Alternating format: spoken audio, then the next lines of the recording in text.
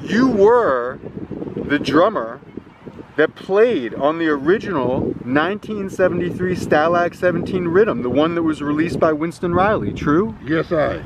And a minute ago, I said that Stalag 17 has overwhelmingly in the mainstream media been credited as having been composed by Ansel Collins and Winston Riley. And for example, I just want to note, Santa, that in January 2012, reporting on Winston Riley's shooting death at age 65, Pitchfork.com, which is, as you know, a common music magazine, Pitchfork, posted an article that states, quote, Riley, quote, created the Stalag 17 Riddim, which was used on countless tracks. And then, Santa, there are articles written in both Billboard and also the New York Times by music journalist Rob Kenner that credit Winston Riley and Ansel Collins exclusively for the Stalag 17 Riddim, without any mention of you, Fully Forward, or the Soul Syndicate. In fact, Santa, 2 years ago. I need to take out this thing. Sure, please. If you, yeah, we in there fresh. I want the people to see my face. I want them to see it too. In fact, 2 years ago, Santa, Vocal.media posted an article that was written by Philip Yancey. I don't know who he is, but he wrote an article, and it's called Stalag 17, How This Record Traveled Through Time. And in the piece, Yancey writes, quote, the funny thing is, considering how big of a deal the song is, it's pretty hard to find out much about it. The interpreter, I'm glad no know. I'm glad for this. The interpreter actually is, this is him, the man Yancey's still writing. The interpreter actually is Ansel Collins, but probably just as crucial in the making of this piece was the producer, Winston Riley. Santa, what is your reaction? What is your reaction hearing these statements that are written in publications that credit Winston Riley and Ansel Collins exclusively for the creation of the composition and the creation of Stalag 17, the Riddim, without any mention at all about you, Foley, Tony Chin, or the Soul Syndicate generally? What is your reaction? First of all, it's hilarious, it's despicable, and it's disrespectful, dishonest. Yeah. Because you use all of them words. Yeah. There's many more we can go for. But you know, the funny thing about life, you know, it's the music business. I love music because I start playing music in the church. And I love music, period. I won't die being a musician. But it's the business part of it is the nastiest, most despicable business you can be in. You can get yourself involved in. You know, unless you do it yourself. And even when you do it yourself, you still have some local roaches. Do you think that's true more specifically for reggae than in other genres? Every genre. Every genre is like that. The music business, you hear me say? Yeah. The music business. Because when it comes to the creation of things, when it comes to the creation of things, the musician have never been credited the way they're supposed to be credited in. Yeah. You understand? We can go as far back as to a group from the Motown era in the Funk Brothers. Yeah. Who create all of the big hits them and never even get no credit. We never hear about them until them do a video. So the same thing with we. See, listen, here is the thing now. Here's the weird thing. You see, if something is done, and it don't come out to be anything spectacular, it don't come out to be successful, or it flop, let's say that word, it flop. You don't hear about those people. Nobody don't want to own it, you know. Yeah. Nobody, it's like when a man make a mistake, he say, no man, the next man do it, man, and not me. But when it becomes successful, hey, him run from the back to the front. You see me I say? Yeah. So this whole thing with this whole Stalag thing here, when me hear all them talk about Winston Riley, no disrespect to him because I'm in pass and I got enough respect. My condolences and God bless him. And you know what I mean? Let me stop. Can I stop you for just a second there, Santa? I didn't mean to stop you, but did you want to continue what you were saying before? No, wait a second. Okay. Make sure I got some tips. So both Winston Riley and Ansel Collins are established Jamaican musicians. I mean, and I just to make sure that not everyone knows this, I know you know this, but just to say it for the purpose of the interview. But you know, Winston Riley, I think most people know him from his early days as a singer with the Techniques, Queen Majesty, yes, right? Yeah. Right. So he was a very well-known singer, and then I know that he began producing various people. I mean, I think he produced Sister Nancy's Bam Bam. I believe he produced Tenor Saw, using the Stalag 17 rhythm. All right. So he was a very accomplished musician, and and Ansel Collins too. I could kind of back up a little bit. Yeah. You see this whole thing about produce. Yeah. You don't talk about produce this and producer that and producer this. Bull crap. Because a lot of these people, they were just studio renters. Them just rent studio and them call them musician. The musician was always the one left with the burden to come up with the ideas for the song them in most cases. In a like, if out of 100%, we'd have say 98% of the time, and the musician have to come up with the idea, come up with the licks them and come up with the line them. Right. You understand? Compose the music. Compose the music. You understand? But through this guy rent the studio, and him call the musician then, all of a sudden he's a producer. What did you produce? You just produce the access to the studio. You produce the access to studio time and blah blah blah. Now, you understand me? I say, yeah. So when it comes to the music now, that you're gonna hear Ansel Collins and Winston Riley, them have something to do with the rhythm being what it is. Okay, let's stop right there. Number one, as I said before, Winston Riley provided the access to the studio time. Right. Calling the musician name. Right. Ansel Collins, great little musician. Right? But the only thing Ansel Collins responsible for on the Riddim, what me can say, we don't have nothing to do with, right, is him keyboard lick there. The keyboard playing on Stalag 17. The keyboard parts where Ansel Collins like an instrumental thing when they do. Yeah. Him responsible for that. Would you let me ask you this, and this is part of my not knowing much about music. Would you call what he did part of the rhythm? Would you call the keyboard playing part of the rhythm? It was an instrumental. Yes. It was an instrumental. Right. Right? It was an instrumental. And the thing is this, a lot of times, okay, you see me, I'm going to make a man know this. See me, Santa Davis, to the world, he's a very honest youth. Right? Right. And I'm a musician where me don't need no one else credit. Right. Now, if me in the studio and a man come to me and say, yo, Santa, do this. Right. Me I hear this tickle vibe, I do this. Right. I'ma do it. And it work. Right. Me never think about it, you know. Right. But me do it and it work because the man say, play book, back, back. Right. And me do it and it work. Yo, now give me credit, you know. Case in point. Yep. Case in point, when just back up and go to something else. Yes. When we were doing Peter Tosh's album, Mama Africa. Yep. This tune about living in a glass house. Now give credit where credit is due. Just for a little part of the song. Yeah. We in the studio where I record the song. Copeland Farbs, who was Peter Tosh road manager at the time. We record the tune. And Copeland come out to me and whisper and say, when you see when the play straight through the song, yeah, still it was grooving nicely. Yeah. But Copeland come to me with an idea and him say, why not do that little part like you build your world on lies and yeah. Right?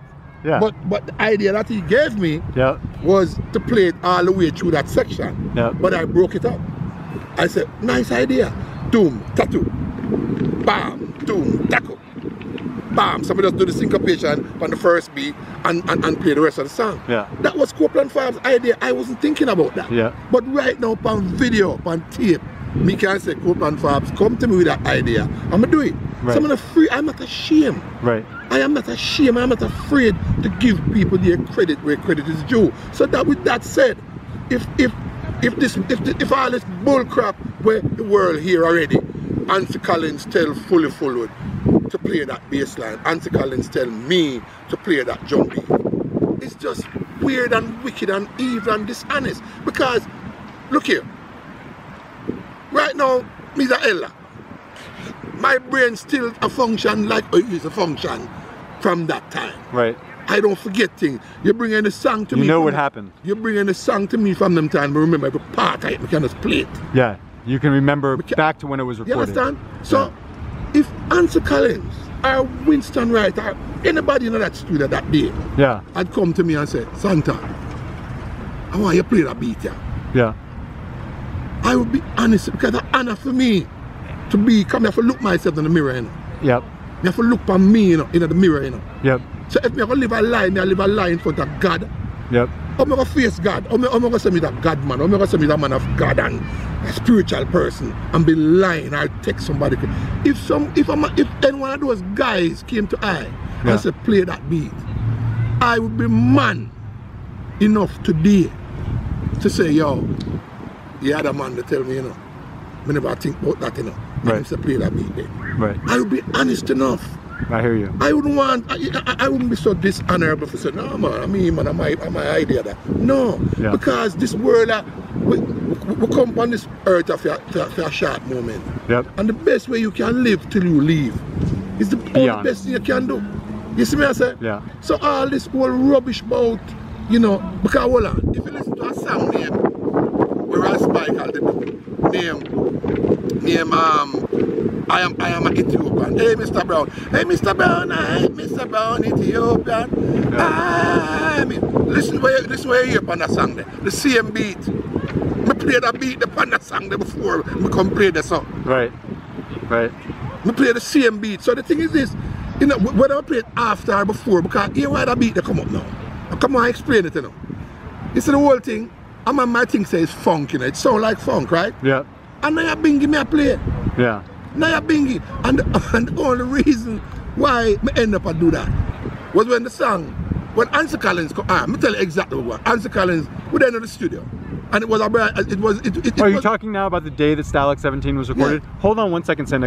And then there are articles written in both Billboard and the New York Times by music journalist Rob Kenner that credit Winston Riley and Ansel Collins exclusively for the Stalag 17 rhythm without any mention of you, Fully Forward, or the Soul Syndicate. Exactly. So with that said, okay, so this is what I'm saying.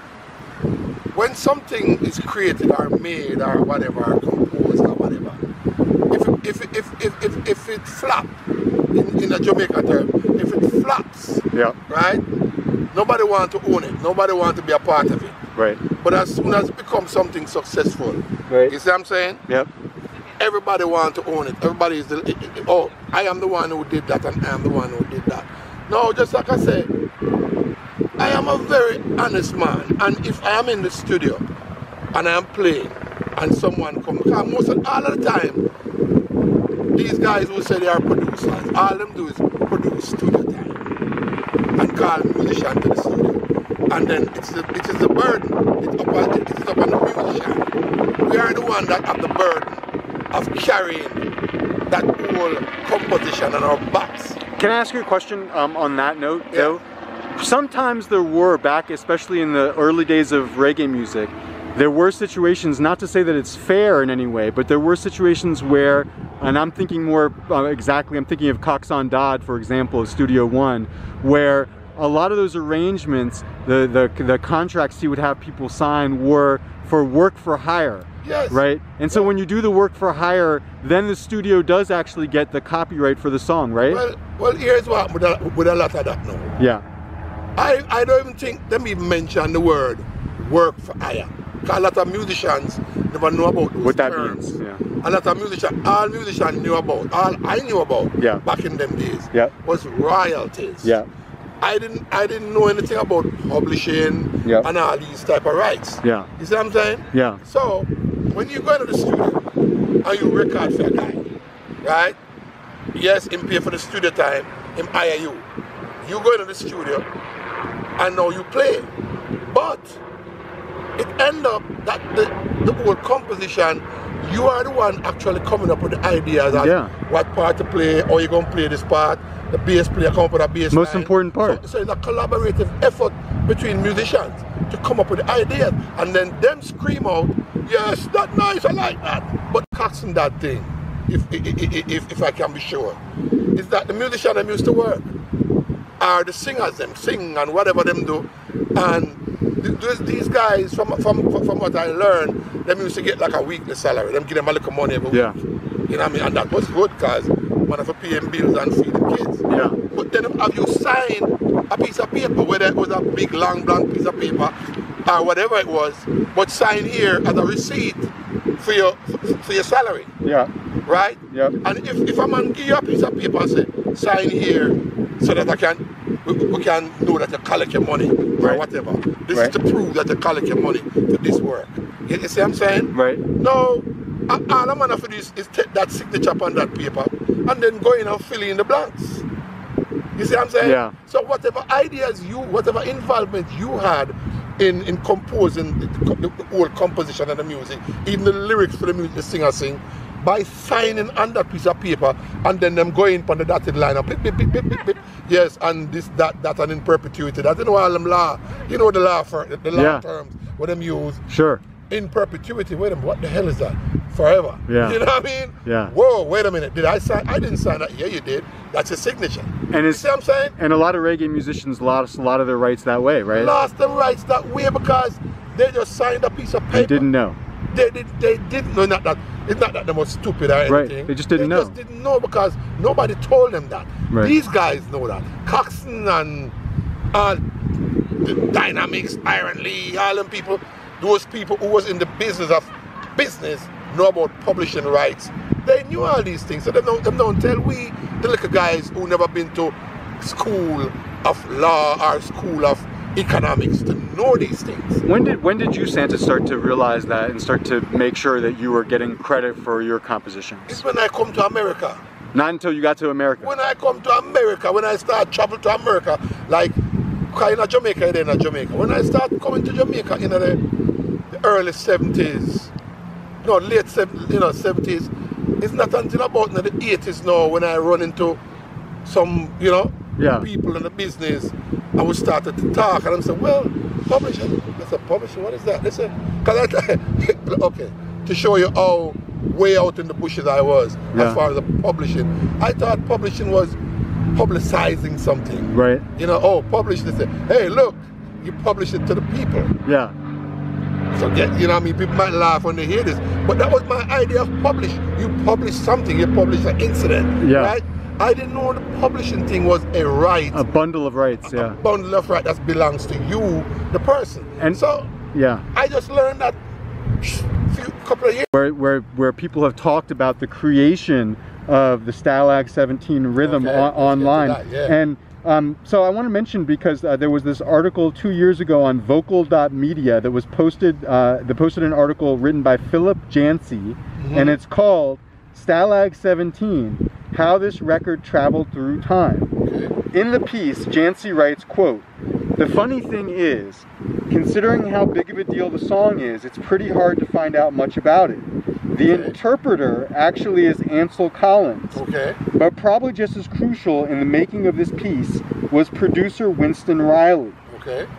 What is your reaction hearing these statements, and that statement and the other ones that I read you, that credit Winston Riley and Ansel Collins exclusively for the creation composition of Stalag 17, without mentioning you or Fully or Tony Chin or the Soul Syndicate at all? What is your reaction when you hear that all these mainstream media sources have given credit without mentioning you guys at all?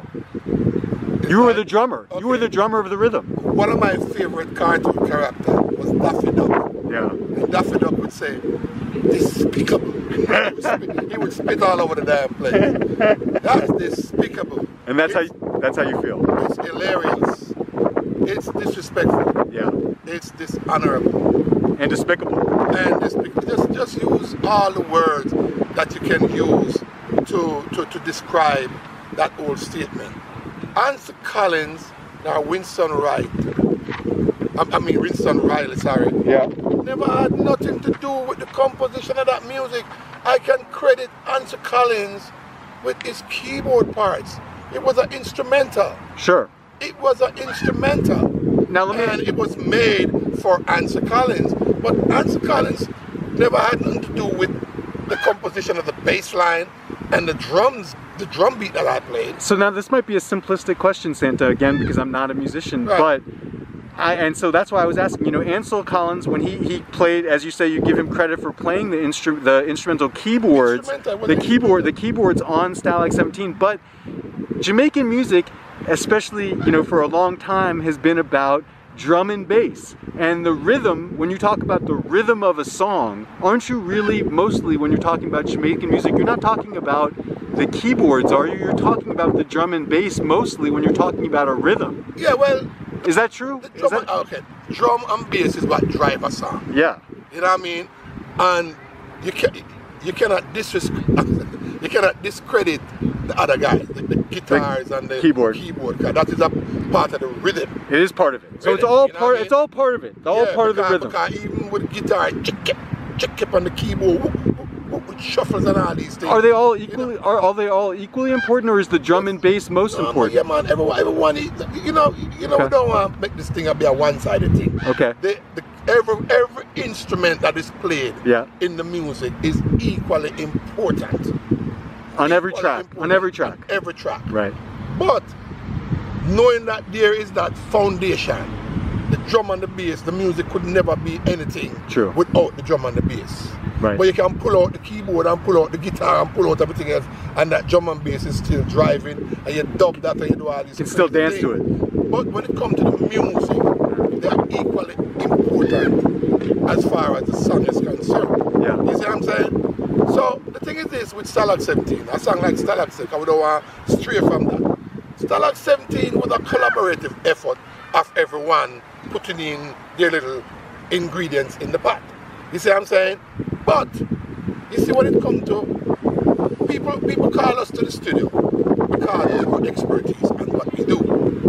And they know that when they call these people, whether it's me or another as a musician, they know that it is upon the musician, the wisdom and knowledge and know-how that is going to create the magic. Yeah. You see what I'm saying? Yeah. And if you might not have a clue about the instrument or about music, but you might say something. I like that. Yeah. Boom. So even sometimes you have some people in the studio who don't know crap about music, and they might just say, "Yo, Joma, give me some dig. Hey, yeah, idiot." But when you listen, you say, might have an idea, you know. And you use it and it works.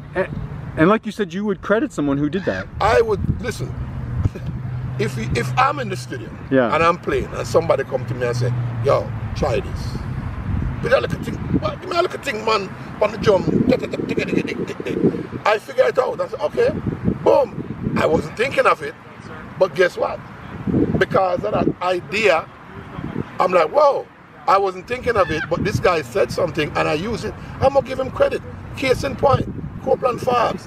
When we were in the studio recording Mama Africa, and we were playing we were recording Glass House. You live in a glass house, don't you? Right?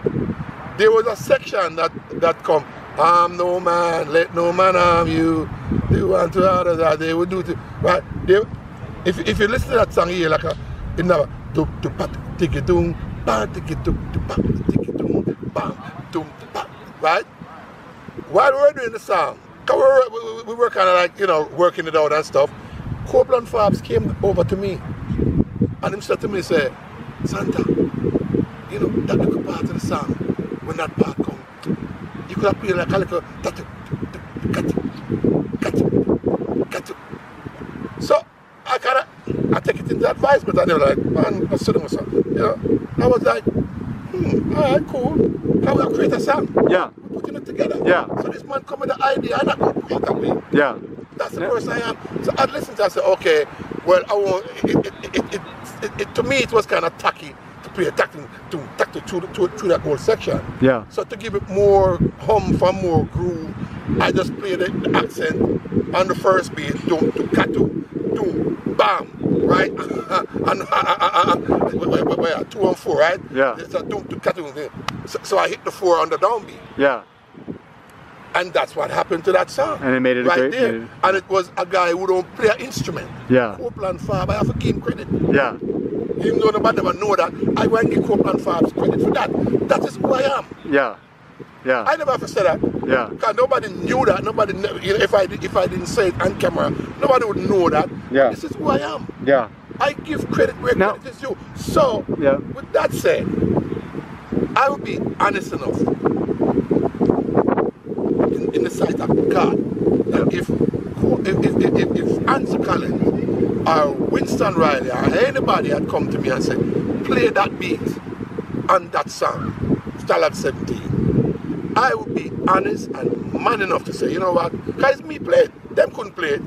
So I'd still give them credit. I'd say, yo. And I'm gonna come back. There's a quote, Santa, because Ansel Collins did an interview with United Reggae, and he was asked about the creation of Stalag 17. I'm gonna read that quote to you in just a minute. But I want to just note that good, we're good, man. We're good, thank you. I just want to note that although I said that most of the books and online sources credit Winston Riley and Ansel Collins for the composition of Stalag 17, there are a few websites that do mention the Soul Syndicate.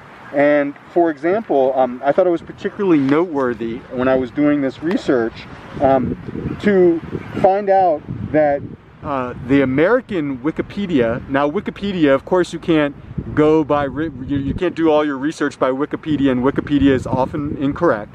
But I find it to be a useful source when you begin to do research, just to see what the public thinks, you know, about something, and, you know, the sources that are used. And so, you know, Wikipedia is one of the first things that pops up when you do an internet search. So when you search, what you can find is an American Wikipedia page for Stalag 17 that credits Winston Riley and Ansel Collins for the rhythm. But then there's a French Wikipedia page that you can also pull up that's in French, and it credits Stalag, it credits the Soul Syndicate with the Stalag 17. What is your reaction to that, and what do you make of that discrepancy? Okay, I'm gonna tell you why. Yeah. Because you have some journalists. Okay, it's Jamaica that fund the place, right? With Jamaica and Jamaicans. Jamaica that fund the place, and the people are a funny set of people. Okay, with foreign. A Jamaican, we said to a foreigner, I said, yeah man, we grew up with Bob Marley, man. Yeah man, me and Bob Marley used to smoke, and yeah man, we used to hang out and blah blah blah. And in their mind, you coming from Jamaica, which is a small little island, they will think that you know everybody. Because sometimes some people come to me and say, oh, I met this guy down in Montego Bay, his name was so-and-so, you know who that is? Right. Yeah, everybody knows. I don't know who that is. Right. I don't hang out in Montego Bay. Right. Because they think that every Jamaican knows every Jamaican? And a lot of Jamaican people, the despicable ones, will tell people and give people information like they know. Like they actually know you. They actually know, and they give out information that they heard from somebody else. Yeah. So these guys don't know, so they write what somebody tell them. Because someone, I mean, you have some Jamaican people who are brilliant, you know. Yeah. Them can listen to a story and then embellish it and say something. Make it oh, you swear he knew it. He was there. You see what I'm saying? Yeah. So the thing is this now, with the French people are a little more in depth. I have to have respect for them French people, because guess what? Those people, they dig. They try to find certain things. And about the music? Yes, and we as a group, Soul Syndicate, are very popular amongst those people. Yeah, because a lot of those people were influenced by Soul Syndicate, by Fully Full Load, by myself, Santa Davis, China Smith, Tony Chin. You know what I mean? One of my first interviews with Tony at the Golden Sales, or Golden, he brought a number of artifacts from, you know, Soul Syndicate days, and one of them was a French comic book. I don't know if you've seen that. That's all about the Soul Syndicate. It's in French, about the Soul Syndicate. The French people, bro. Yeah. And I have to say this. Yeah. I have a lot of respect for those people. Yeah. Because when they try to find the truth, that's the one thing with those people. Yeah. I don't know what it is. They try to find what it is, and they know more about me than I know about myself. Yeah. Yeah. You see what I'm saying? So they're digging it deep into music. Because they go deep. They try to find what the real deal is. One set of people find out something from Winston Riley and Ansel Collins, and they run with that, and then write their article. Because there's many articles. Yep. Right? I mean, you have a million different books, and it's all something that they heard from somebody, a third party, who have no clue where the original thing come from. Them only hear from somebody who heard it from somebody else, and then them come now acting like they are the ones who have the full information. And a lot of times those people have their various motivations for saying things. Because they want to be popular. Yeah. Imagine if you was a nobody. Yeah. Walk up to some, you know, a nobody, and you want to be somebody, and you come from Jamaica. But then... And you walk up to somebody and them say, yeah, Bob Marley, yeah man, Bob Marley, yeah man. Me and Bob Marley was brethren, man. My brethren used to drink cornmeal porridge. Can be the song about we used to cook cornmeal porridge and them thing there. Some man feel like say everybody would eat cornmeal porridge with Bob Marley. So, oh, you were there, yeah man, a change town I come from, man. Bob Marley and them. You understand what I say? So, and then these people don't have no way to check that, fact check that. You know, they might believe you. Because they come from Trenchtown, Bob Marley grew up in Trenchtown, you know what I mean? And all of that thing generated from so people would believe that because they have no other way of knowing. But you brought up the example of people who are not famous, who are not well known, who want to claim some kind of space by making these claims. But what do you make of somebody like as distinguished, because he is distinguished based on, you know, other hits that are definitely his, like someone like Ansel Collins, who has a very distinguished discography? Why would he want to make these claims? Because he wants to feel important more than he really is. Yeah. I'm not going to say that on camera. Yeah. Because if Ansel Collins was a man of good integrity within himself, a man with a good heart, he wouldn't do that. Well, then I want to get to now exactly Ansel Collins' words, Santa, because I don't think anyone has ever read this to you, and I think it's important to get your reaction to it. It's all about integrity, man. So, and honesty and respect and decency. And so in that regard, Santa, in April 2017, so we're talking about only about 3 years ago, yeah. Angus Taylor, who writes about reggae music a lot, he published an interview that he did of Ansel Collins in Jamaica, and it was published on the website United Reggae. In that interview, Taylor asked Ansel Collins, quote, "Can you tell me about the creation of another piece of music associated with Winston Riley, the Stalag?" Now I want to read you what Ansel Collins said, his whole answer, before I get your reaction to it, because I want you to understand everything he said. So Ansel Collins responded to that question, and he said, quote, "Oh, it was me that created that, man. That was 1974. His brother, Buster Riley, called me and said he wanted to do 7 tunes with Earl Chenna Smith, Soul Syndicate. So I was going to do these 7 songs. That was all Buster because I didn't see Winston there. Because I said I was not going to do anything for Winston again because of too much going on. And when we did it, I said, boy, I have a tune, you know? And he said, go on. So I just told the bass man fully, and the drummer, and Chenna, that I wanted this style. And we just did this big tune, man. Trust me now. The biggest tune now. That was what Ansel Collins told told a reporter, journalist, music journalist, just a couple of years ago in Jamaica. What is your response? I mean, he doesn't even say your name. He just says the drummer. Of course. You can do everything to minimize somebody's input. You can do everything to demonize. You can do everything. Do it. It makes you feel good, don't it? It makes you feel good. Like, oh, I'm the big man. I'm the man I just say the hog with the big nuts, right? Okay, cool. So you want recognition, and that's the way you're gonna go about recognition. Okay, I can tell you exactly what happened on that day. Please. Or at least close to. What do you remember? Buster Riley doing a session. Yeah. And we were the musicians. The Soul Syndicate. Soul Syndicate. Because we did work prior to that time with Buster. Yes. You see what I'm saying? Now Buster and Winston, they work together a lot. They're brothers. They're brothers, and so they work together, and so of course, so they had a jukebox business. They had a business with jukeboxes and all them things. Right. Was Winston? Well, let me ask you: was Winston even there in the studio? No, he wasn't. Because they had a bunch of jukeboxes and them things. So it was more on the record shop, and you know, so they used to. He was kind of like the businessman. Winston was. Yeah. Buster Riley was more like the man who, the ground and pounder, you know what I mean? Would be in the studio. Yeah, he was the man to do the dirty work them, you know what I mean? But then let me step back for a second and just say, as we've been talking about, so much credit wherever you go has been given to Winston Riley, but you're saying he wasn't even there when it was recorded. Buster Riley was the man who got the studio with Buster Riley. Because we used to work for Buster more than Winston. Yeah. You understand? Yeah. Buster was more like a joke stand thing. So he was more personable. You know, Winston was more the businessman, you know what I mean? Yeah. He was a businessman, was a successful businessman, you know what I mean? Yeah.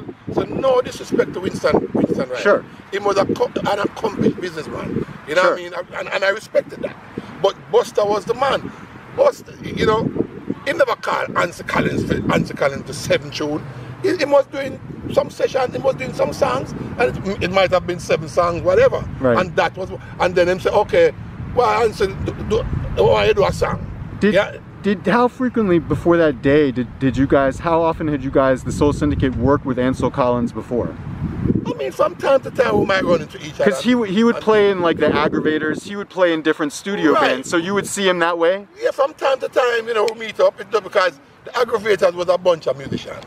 We were kind of like one of the main part of the Aggravators. Yeah. Myself, you know, I was kind of like one of the regular. Yeah. You know what I mean? And they have Fully, me and Fully, and me and Robbie Shakespeare. Most of the time, me and Robbie Shakespeare play a whole heap of hit song for Bunny Lee. Right? And then you have a bunch of keyboard players. You have Bernard Harvey, who is Touter, who played Inner Circle. You know, he was one of the main keyboard players. And you know, there was a bunch. But that's how you would know. That's how you knew Ansel, just as like another fellow musician who would be in the studio session bands. And also, he had a previous hit called Double Barrel. Yes. You know what I mean? And yeah, you know, Ansel Collins, a wicked song in a Double Barrel. Bang, bang, bang, bang. Right. Bang. I Am the Magnificent. That was a big tune with the man Dave Barker. You know what I mean? So respect.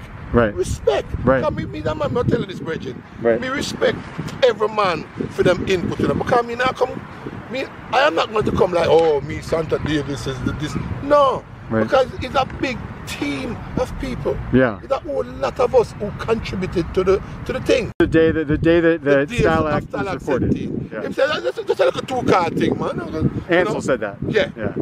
Right? That's all.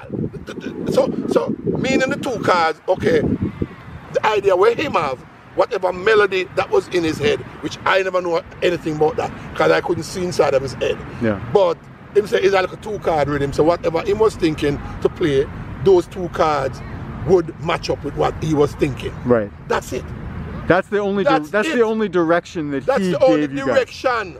The thing about boom boom, Kazuki zoom zoom, that's all fully followed. This is fully followed. Man, sometimes I talk to Fully and Fully so frustrated and it hurt my heart. It hurt me. You see how sometimes Fully just frustrated, like him so disheartened because he said that bridge in there.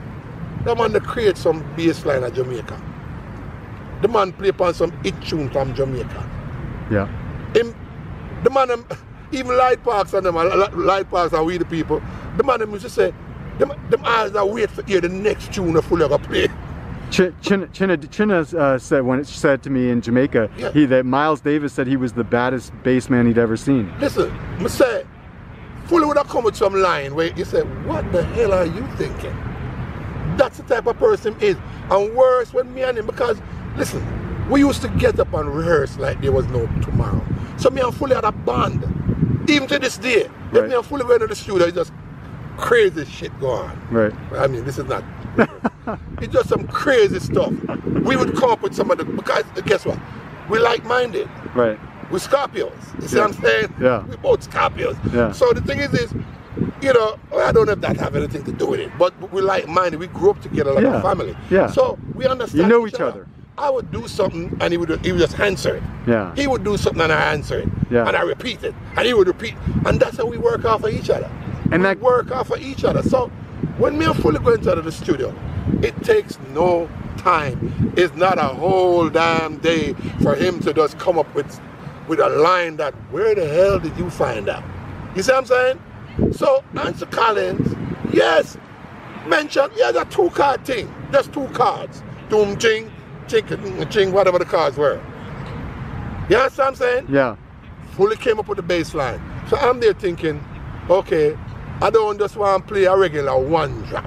Ting, tung, pa, chicka, chicka. I didn't want to do that. I want to push it. Yeah. So I said, how can I push this song? Oh, my involvement with Ras Michael over the years of playing Naya Bingi.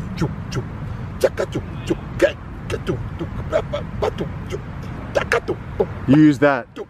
That's what I'm doing. Yeah. That comes to my mind. I'm saying, okay, I'm going to play Naya. In my mind, I said that, you know. Yeah. I didn't say it to no one. I said, I'm going to play Naya Bingi upon that one. Yeah. That was the thought. I'm going to play Naya Bingi. Do you remember that day? Did you guys play a number of songs and rhythms that day in the studio? Yeah, was it a bunch? There was a number of songs, but I don't even remember them, to be honest. Right. But I remember that. Stalag. Yeah, and that song was done in RJ studio. Yeah. RJ. Yeah. Me hear some people talk about, oh, it was done at Treasure Island, it was done at Channel 1. No. RJ studio. Yeah. RJ. We never forget that. You see what I'm saying? Yeah. So anyway, so that was the whole deal. I'm gonna say, okay, Naya Bingi. Alright. So now I play, which is called the fun there is like juk tuk, juk tuk, book tuk, repeat that tuk tuk, baka tuk tuk ba, tuk tuk, baka tuk tuk ba. So I just say, okay, I'm just gonna use the trap set and do all of that together. Yeah. So I'm doing the fun there and my kick drum, boop, boop, boop, boop. Sound like a funk song. Sound like a funk. You could call it funk. But I'm doing the funde and my bass and my kick drum. My snare drum is the repeater. And then this guy over here, the hi-hat, just doing all of the timekeeping and doing all these little offbeats and all that. That's how it came about. That's how I played that thing. Yeah. I was thinking Naya Bingi. Yeah. That's why I played it that way. And fully, the kind of beast he is, the moment I start doing he's that weird kind of creature. All of a sudden, he found something. Boom, boom, doom, boom, boom. He's doing exactly what I'm doing on the drums. Yeah. If you listen, doom, doom, yeah. Takaduka, doom, dang, doom, doom, rank, duka, doom, doom, doom, padupa, doom, doom, boom, boom. That's that. So we are mimicking each other. People like him want to come, okay, cool. If him want to own that, him own it. But look, I will go to my grave knowing to the Almighty God that Ansel Collins never had nothing to do with that masterpiece bass line, the drum. Can you just explain it to you? Because if you go to a song where Ras Michael to do, name, hey Mr. Brown, I ain't Mr. Brown, I am an Ethiopian. Hey Mr. Brown, I ain't Mr. Brown, Ethiopian. Rabbi Shakespeare play bass on that one there. Yeah. Right? And on the same beat. Yep. I just use the beat again. Yeah. Yeah. I just use the beat again. Yeah. You see what I'm saying? Yeah. So when you know, it's really a disrespectful thing when people, bro, look, you're gonna get credit. You are the featured guy on the song, but can you be just honest with yourself? Just be honest, man. It's about integrity. It's about integrity. It's about decency. It's about you being a real human being who gives credit where it's due. Because my brother, if Ansel Collins had told me to play that, I would be man enough, be honest enough to say, yo, Ansel Collins told me to do that. It wouldn't take, it wouldn't, because he couldn't play it. Right. Now I played it. Let me ask you two sort of basic questions about this. In your view, and maybe you've already answered it, but I just feel like to make sure I cover my bases. In your view, who deserves credit for the composition of Stalag 17? Me, fully, China. I think Tony Chin was Tony there. Was there, yeah. Yeah. He was there. Yeah. He told me he was there. Right. Yeah. Yeah, okay. Soul Syndicate. Soul Syndicate. Soul Syndicate. Now me just call out the names and become just one of the people I know who was involved. Yeah. Soul Syndicate. Yeah. We, nobody else. Now, was Winston Riley involved at all in the composition of Stalag 17? No. And did he contribute anything other than studio time? No. Is that the only thing he contributed? He contributed to studio time. Right. Now, music copyright, Santa. From producers. If you want to produce, he produces studio time. Right. Come on, man. Now, Santa, music copyright from what I understand, has two parts. That there's the actual composition of a musical work, and then there's the master sound recording. And of course, I'm focusing in on the word composition when it comes to Stalag 17, because it's the composition which leads to the existence of a copyright for a particular music work. True? Is that true? Well, I mean, I don't know the law pertaining to that. Yeah. But you know, overall, you know, if I come up with a part in a song, that's my copyright. Right. That's my publishing, really. Right. And now, and then I guess further, as a copyright holder for a song or rhythm, some original piece of music, whatever it is, this then creates a bundle of rights by which the copyright holder can financially benefit from his or her work through various royalty streams. Right. And is that accurate in your experience? Yeah, of course. Yeah. I mean, the thing is this. You see, here's a big problem now, because these people always have themselves as producers. Them also interject arranger into the thing. Yeah. Oh, I am the arranger. I arrange this thing. I compose this thing. So yeah, they always, a lot of these so-called producers or whatever they want to call call themselves, they stole the rights from musicians because we didn't know. It's when I came to America, I realized, oh, wait a minute, you didn't know that? If a song is being played and you say booga booga booga booga booga, and they use that in the song, that's your copyright. Yeah. You wrote that. Right. Because the thing is this, okay, it wasn't a customary thing. It wasn't customary for people to write music. A lot of us couldn't read music. Right. It was just on the fly. Yeah. And nobody won't wait on somebody to run over a sheet music to get a part done. And guess what? You couldn't those wicked ass bass lines and drum parts, you couldn't have gotten that right. You couldn't write that. A lot of things that was done in reggae, you couldn't write that. You can write it, you can think of something and write it. But a lot of things that we do, you couldn't write it. All right, now let me ask you, because it's so too spontaneous. Because it's a question and answer thing. Yeah. You couldn't write music for Bob Marley. Right. You couldn't do that. You couldn't write music for Burning Spear, because the way all these brothers think, it's like right there, it's like a spiritual thing. Even if you would write it, we would look at it and we forget about it. So I would say this: if Ansel Collins had written that drum part, if he had written it and put it in front of me, I mean, back then I could scribble a little bit. I could understand all of that, because I used to mess with it back then. But once you leave it, you lose it. Yeah. You know? But anyway, that's a different story. If he had written that part out and I played it, then I'd shut my mouth up. Wouldn't be having this conversation today. You credit him for the composition. He brought his music. Right. It was there. Right. I read that and I played it. Right. Oh, the bass line, he gave full of that sheet. Right. Fully read it and played it. But that didn't happen. That didn't happen. So, and then he's saying that he gave full of the line. That didn't happen either. Oh, he told me what to play. That didn't happen either. Listen to the song. Listen to the song good. The bass, and because he's acting like it's two separate entities. It's one thing. Me and Fully mimicking each other. That's how we work. That's the magic between both of us. That's the guts of Stalag 17. Right.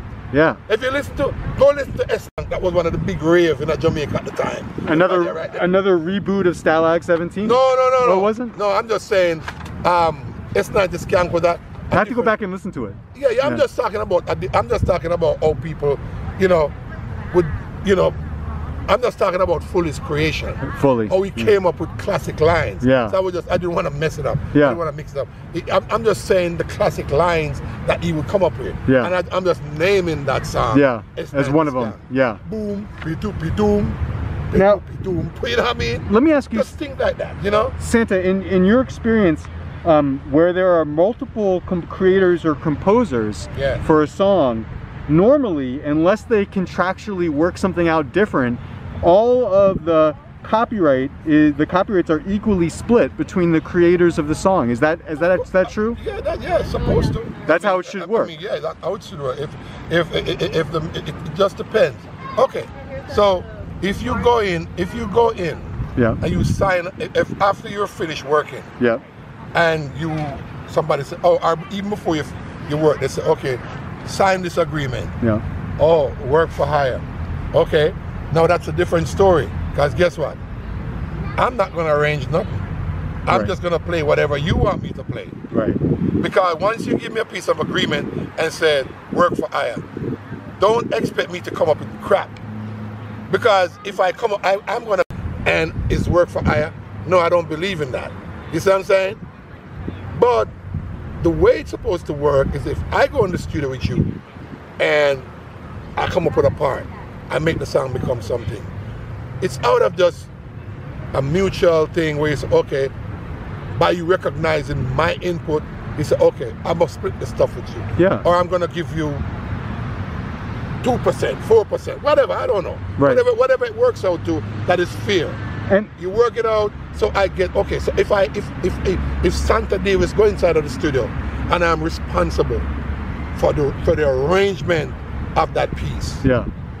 It's my copyright. Right. I am the composer for the music. And so I have to get full rights. And that's due to me. And without getting into too much detail about it, I understand that some of these royalty streams include things like mechanical royalties, print music royalties, public performance royalties, and synchronization license fees. Right. All of these are different royalties that allow composers of original music, which includes rhythms like Stalag 17, to make a living from their work. True? Right. Because guess what now? Back in the day, it was, okay, so you used to have different versions of a song. People would record a song and then they come with a bunch of different version, bunch of different singers that come and sing on the song. Depends on how powerful the rhythm is. Right. Now, nobody was thinking that 10 years, 20 years, even 50 years down the line, Stalag would be so influential. Any song would be. So what happened? These songs, they license them again. Yeah. So it's like an old new ball game. Right. That's a totally different agreement. And because look, which one of those Beatles songs? Remember a Beatles song came back a few months ago, maybe a year ago, whatever, and became a hit again. Yeah. It was from way back in the 60s. Right. And the song became a hit again. Right. But what I'm saying is, nobody thought about that. Nobody, it wasn't we didn't know anything about, oh, a song is gonna come back and they're gonna license this song and it's gonna make an impact again. Right. You see what I'm saying? Which is what happened. And these guys, people say, man, can I, I like this song. A lot of people like, but they can't get it. Oh, really? Boom. It start to generate income. Comes back again. And then because these guys already said, oh, we own the rights to the stuff, even though they didn't compose it, they end up collecting these new money now. Now, you see what I'm saying? And you like that, and all of them jumping on the bandwagon because what has he done in the past couple of years? But you can live off a song. Yeah. For many years to come, which is what he's doing. Ansel Collins. Yeah, he realized, oh shoot, because wait a minute. So some guy did an interview with him 3 years ago, right? Yep. So how come the song was made 73, 74? Right. And I never heard one day Ansel Collins say he's the one who composed was the one who told you in fully what to play. That it never came up in the 70s. It never came up in the 80s. It never came up in the 90s. But suddenly he's saying it now. But all of a sudden, because the song start generating money, well, I don't put him about it. No, I'm sorry. And a way to really get the juice of the money is to say that you are the arranger, you are the producer, you wrote it. Composer. So you didn't. Composer is the same word, right? Composer, same thing. Yeah, you compose. Compose, arranger, same thing. Whatever. Made the music. You made the music. Yeah. So in order for you to start collecting all these money that are regenerating, you need that out there. You need that where, oh, I'm the producer. And because he was the guy who played the keyboard part, which I have nothing. If he's gonna collect for the keyboard licks that he played and that old melody, you have no problem. To do that. Yeah. I have nothing. You feel like you should get that. That part is his, right? That's his. That is totally. Now I don't, composers of music. I mean, that's what I learned about. As I think we mentioned a little bit earlier, composers of music, they can give away their rights or they can sell them if they want. Like if you write a song, you can give it away to the studio. Yeah. You can sell it, right? And you can basically what that's called assigning the rights to like a record label, for example. Yeah. And record labels are producers, as we mentioned earlier, back in the early days of reggae music and the early days of the industry in Jamaica. They would claim a copyright ownership by forcing or asserting the work for hire arrangement with reggae musicians and singers. Now, but this at the tail end of that answer Ansel Collins gave to Angus Taylor for United Reggae that I read to you and that you responded to, Ansel Collins also said, and I thought this was interesting given the discussion that we're having, he also said about Stalag 17 that, quote, he didn't get anything from it. And then Angus Taylor asked him, quote, you didn't get anything from all those versions? And he said, Ansel replied, yes, all those versions. Basically saying he didn't get any money off of Stalag 17. He was a musician on the session. So he wasn't the featured act. So he shouldn't have gotten any money. He wasn't. You see, this is what I'm trying to tell you. Yep. It was like, oh, it was a Ansel Collins day. You see what I'm saying? Right. He was part of the session. Right. And if I had a song that day, if I say, hey man, I got a song, you know what I mean? Right. I want to do this song. They would have said, oh yeah, go ahead.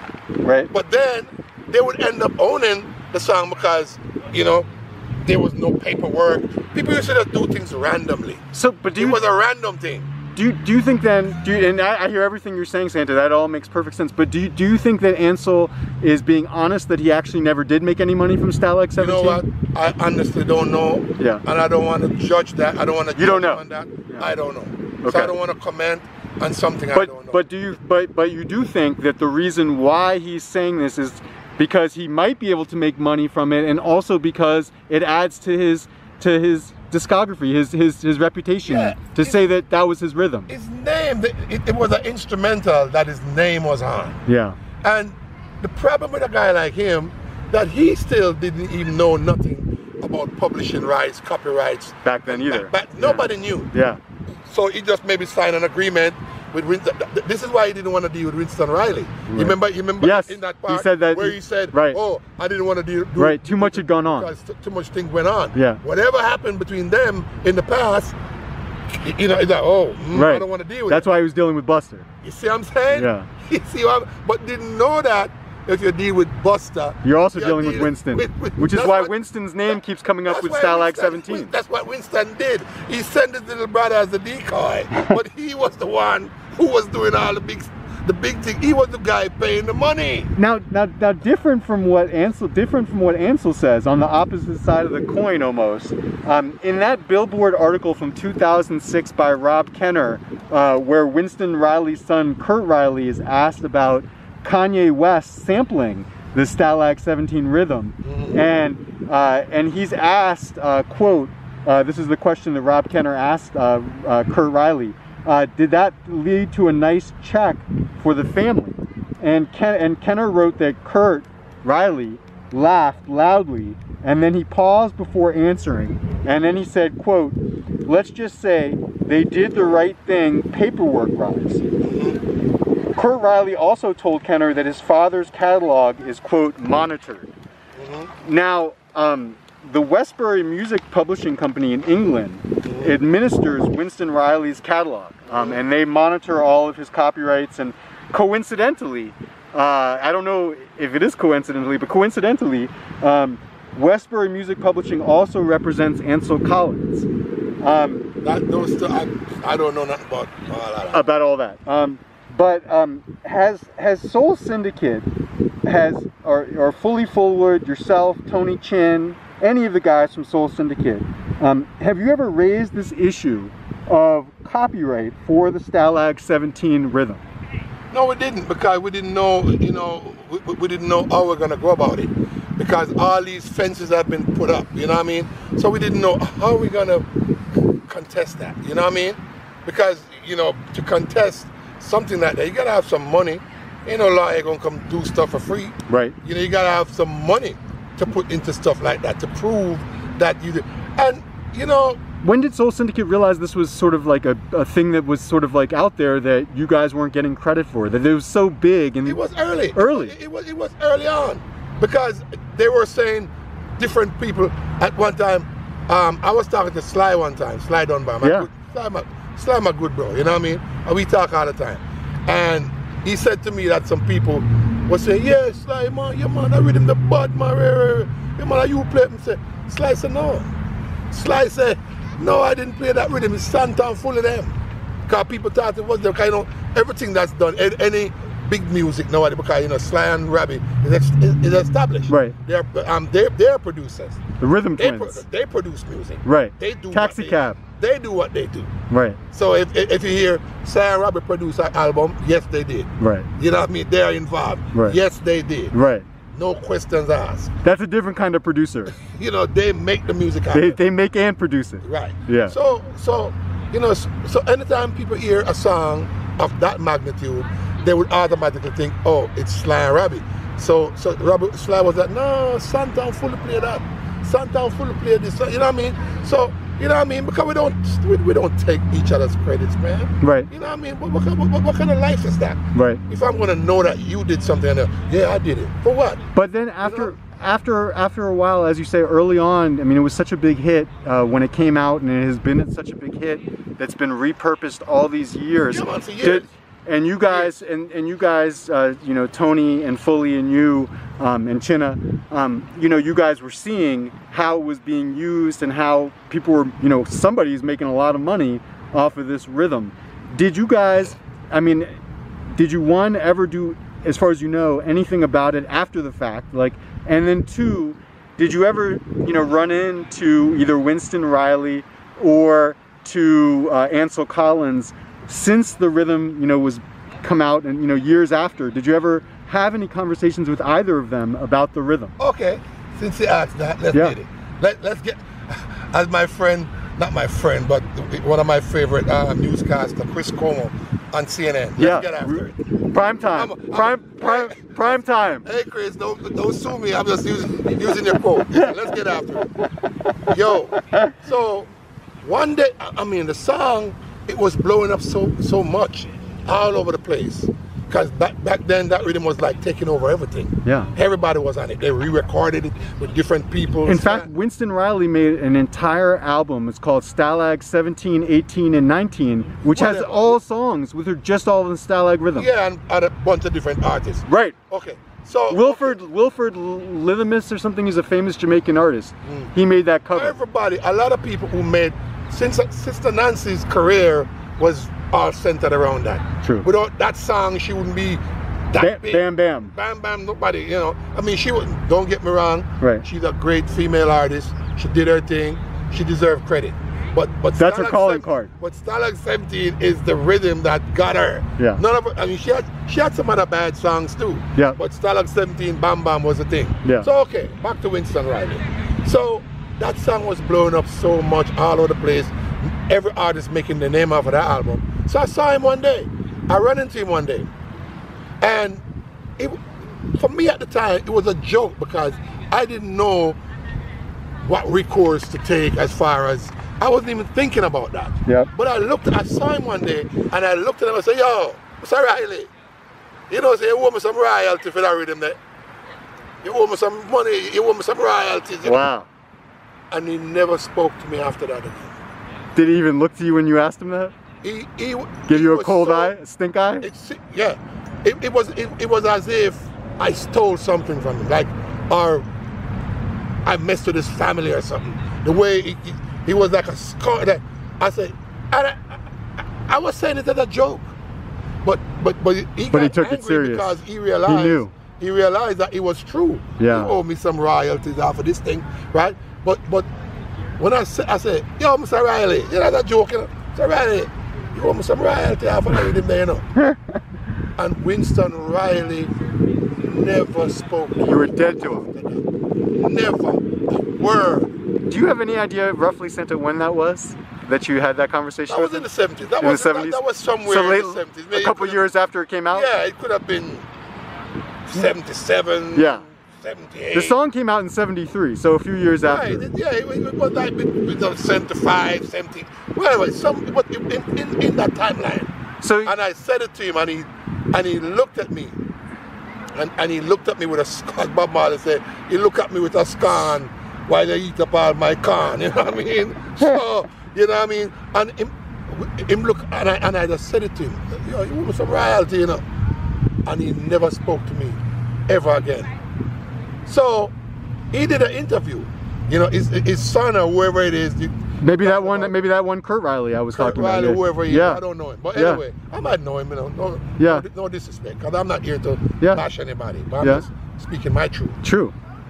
So they're talking about Kanye West doing that. Yeah. I don't know, because I'm not in their business. I don't know what kind of contractual arrangement. Right. But Winston Riley himself did an interview, and it came out, I think it was in the Jamaica Observer. Maybe you might have a way to find it, and find that article. Yeah. Where he was talking about the rhythm. Yeah. And he said, and I read the, man, I should have cut the damn thing, or if I was on my computer, I should have just copied it. Yeah. But in the interview, he was talking about all the songs he did. Yeah. I remember I telling about the techniques. Yeah. He was a part of the group. Yeah. Great. That was one of the premier singing early groups. Yeah. Yeah. Right. And he said, out of all the rhythms or songs he had ever made, he made more money off of Stalag 17 alone, cover all them songs. He was talking about he was saying, look, I bought a big ass business place, I bought houses, I bought, you know, he was talking about all the achievement he made with that one rhythm. Before he died, he had invested, I think it was written in the Jamaica papers, I think he had like $850,000 into a reggae museum of sorts. So I don't know, but what I'm saying is, he said in the interview, you know, just to cut it short, he made more money off of Stalag 17 than anything he has ever done in his whole music business life. How does that make you feel as the drummer on Stalag 17, who hasn't gotten any? Earth. And hey, the day I got paid, yes, I got paid, because I tell you, he used to have jukeboxes. Yeah. And we actually never deal with him personally. It was his brother, Buster Riley. Yeah. I went to go collect my money one day, and Buster Riley took me in their little van and take me all around. They had some jukeboxes in the ghettos. Yep. In some bars, you know, because back then days you used to have jukeboxes in bars. Yeah. And they had a bunch of those. Yeah.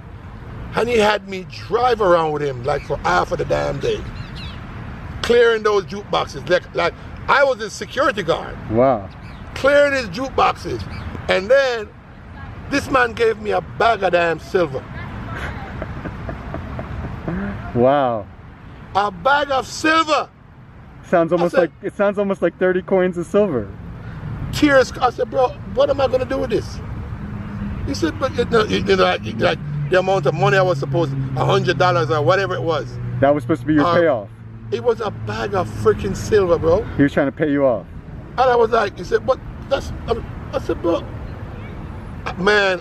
So he said, all right, we'll wait till Winston come. Wait. Bro, tears. And I stood by their gate outside. They had the, because they used to use their mama's house, where they all grew up. You know, that's where they, if you want to go see Winston Riley, that's where you go. You go, what's Eastern Street? One of them street.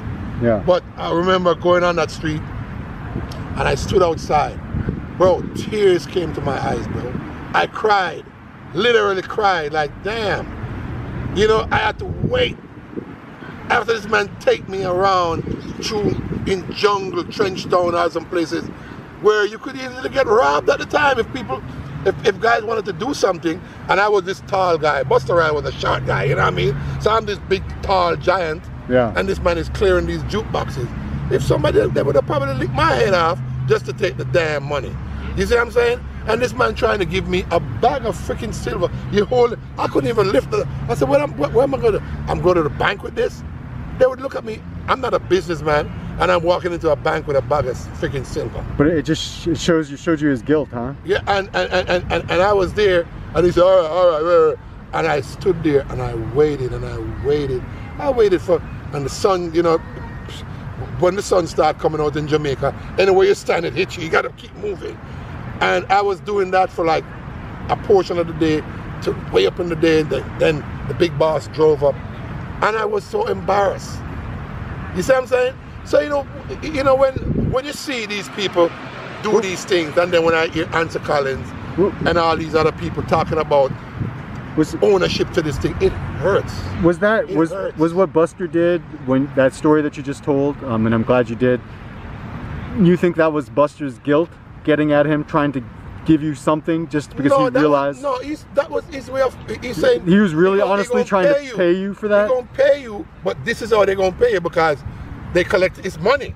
I mean, technically it's money. Yeah. But I'm like, bro, I never forget that. So you see, there is so much things. This is why it hurts me. It's really disrespectful to my integrity as a musician. People don't know what we go through. They see Santa Davis, they see Fuller Fullwood. There is millions of dollars owed to us, bro. Millions of dollars. Before Winston passed, you just mentioned that story about Buster. Before Winston Riley himself passed, and after that conversation that you had with him, you saying that was the last time he ever talked to you, right? And that was way before he got shot and stabbed, whatever it was. Way before that. He never talked to me again. And do you know whether any other members of the Soul Syndicate ever talked to him? I don't think so, because Fully was always a reserved person. Yeah. Fully's not like me who just go get it. Like, yeah. Fully was kind of like really, Fully's not confrontational then. I'm not confrontational, but I will speak for my rights. Right.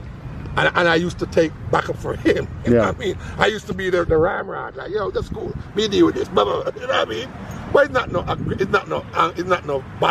not a bad man thing.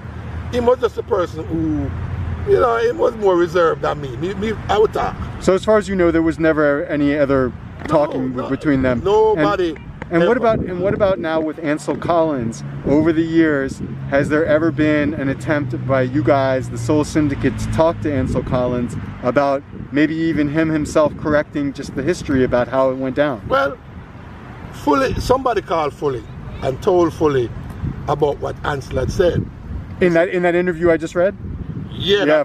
Yeah. United Somebody Reggae. called Fully and told Fully. Yeah. So Fully got his number. In Jamaica, yeah. So Fully said he called him. Yeah. And he said he called Ansel. I said, Ansel, what kind of thing that man you talk about? You told us what to play. Yeah. And Ansel say, but the my tune, man, And me tell the man what to play, it's my tune. So it's like an affirmation to convince himself that he was the one. I'm like, wow. So I tried calling him too, but what difference would it have made? He might have got me so angry that I might, and I can't get to grab him through the phone. And I mean, what can you do? And I wouldn't do that. I mean, I'm not going to disrespect. I'm not going to into the physical thing with the musician. You know what I mean? I'm not going to do that. But in a way, I'm kind of like glad I never actually talked to him. Because for him to be telling me that he told me what to play, it would just be a back and forth crap, which wouldn't go nowhere. It would just evolve, yeah. So, but as I say, bro, just to make it straight, Ansel Collins responsible for his keyboard melody, not Stalag 17 rhythm. How come all these years, I mean, maybe you've answered this, but how come Soul Syndicate hasn't done more to vindicate its intellectual properties as the true composers of the Stalag 17 rhythm? I mean, I guess you mentioned lawyer fees and things like that, but I mean, you know that. I do. You can't just go to a lawyer and say, hey, look here, I got this case, and we're gonna make a lot of money, but can you do it pro bono? Yeah. Come on, that's a lot of work, because you know that if you're gonna do investigation like that, it's a team. It's not one person. You gotta have a team of people. Why have you decided, Santa, after all these years, to speak out about this issue now and about how the true Stalag 17 was created? Because after hearing all the lies, maybe you'd have just let it slide, like, okay, whatever, you know what I mean? Which what a lot of people do. You know what? I'm not gonna get into it because it's a lot of back and forth, this, that. But then when I see somebody actually shape their mouth, shape their mind, and say that you told me what to play, even though you didn't. If you did, I would have admitted to it. But to hear this guy saying that, that is what prompted me to say something about it. Because it's pure fabrication, it's lie. You know what I mean? I have to let the world know. Even if I don't get anything out of it, it's okay. It's okay. At least the world needs to know that these people are fraud. Ansel Collins, I must say on camera, is a liar. Is a liar. See what I'm saying? He didn't compose. We composed. Soul Syndicate. We composed it. Me, Santa Davis, George Fullwood, Earl Chinna Smith, Tony Chin. And of course, him was the keyboard player. I don't know who else was on the session, but hey, that's it.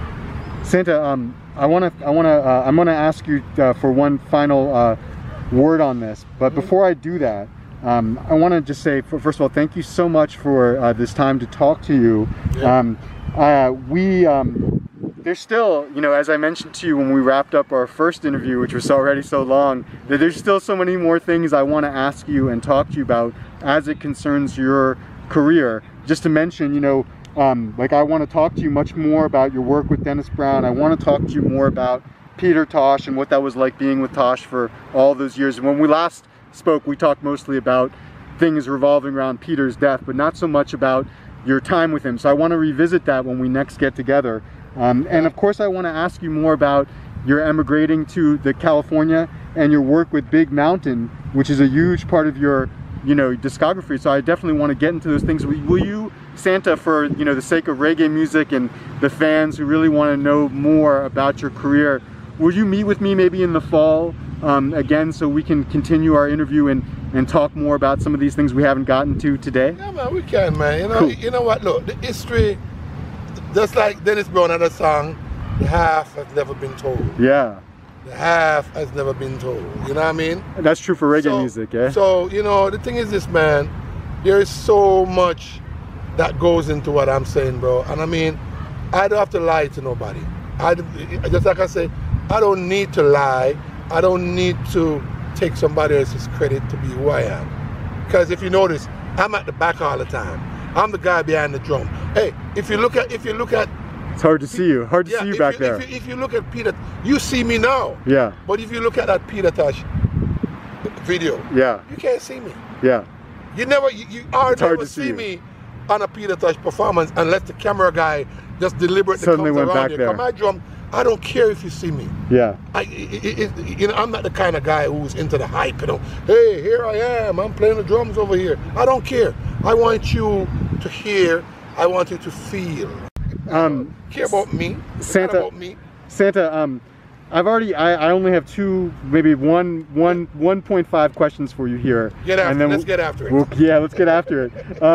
And you've already answered this, but I want to make this part of the question anyway, which is I want to, you know, I came because I wanted to, you know, have this conversation with you because I wanted to know how it feels for a drummer like yourself who actually composed one of the most famous rhythms in reggae music, to be the actual drummer for that piece of music and to not be recognized for it is one of the major reasons why I'm so glad that I'm able to talk to you about this situation. And I guess we've talked a lot about it today, but I want to give you one final chance, and you know, of course we can talk later, and next time when I interview in the fall we can certainly say more about it. But is there anything else that you want to say that you want the reggae listening world to know about Stalag 17, how it was composed, or anything else that you haven't already said? Anything more you want to say about it? Bro, your feelings about it, anything? Stephen. Yeah. Jesus Christ did more than I could ever do. They lied on him. They crucified him. As the Bible said, he died for us. He died for the world, as the Bible said. Who am I to complain? Who am I to complain? Jesus Christ did more than I could ever do. Right. And look what they did to him. Right. See what I'm saying? Yeah. So, to me, it's just an honor to know that I did a song that the world love, or, you know, a great portion of the world recognize, you know? Yeah. And you know what?